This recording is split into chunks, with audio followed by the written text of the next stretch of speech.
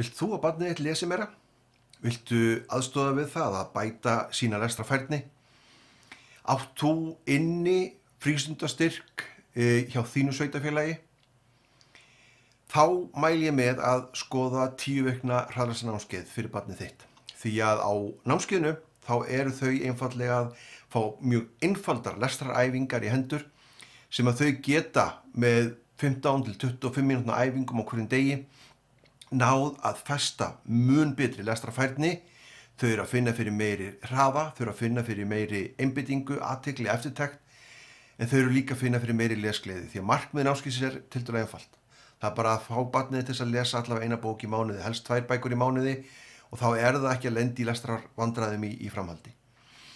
Á námskeiðunum 10 vikna þá er ég með svonefnda krakkaábyrgð.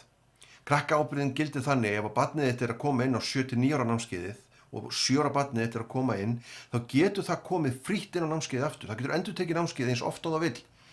Það til það vera 11 ára gömul, komið inn á 7-9 ára námskeiðin og þú greiðir bara með frístundastyrknum einu sinni og barnið getur komið aftur og aftur og aftur. Ég mæli jafna með að þau séu að koma kannski 4 til 12 mánaða fresti, kannski 2 ára ári eða svo. Sérstaklega fyrstu árin, skerpa á hraðanum, skerpa á einbeitingu, athygli, eftirtekt og finna fyrir því að þau hafi gaman af því að lesa bækur. Nú fyrir 10 til 12 ára, þá er ég með sérnámskeið líka, 10 vikna og þau getur komið, 10 ára barn sem er að koma inn á 10 til 12 ára námskeið, þau getur komið eins og oft þau vilja þar til þeir eru 14 ára gömul. Frítt inn á námskeiðið, aftur og aftur, þannig að þú greiðir bara með frístundastyrknum einu sinni og þau eru að koma aftur og aftur og aftur inn á námskeiðið.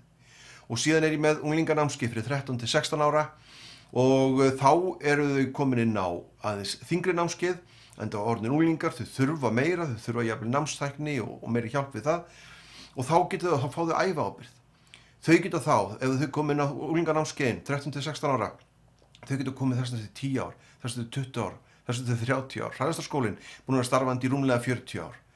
Og hiklaust, ef þú vilt að barnið lesi meira, þjálfi sína lestrarfærni, fara að hafa gaman af því að taka upp bók sér til gamans, skoðuðu það að nýta frístundastyrkinn í þínu sveitarfélagi og skráðu þau inn á námskeiðin hjá mér. Hlakka til að sjá það.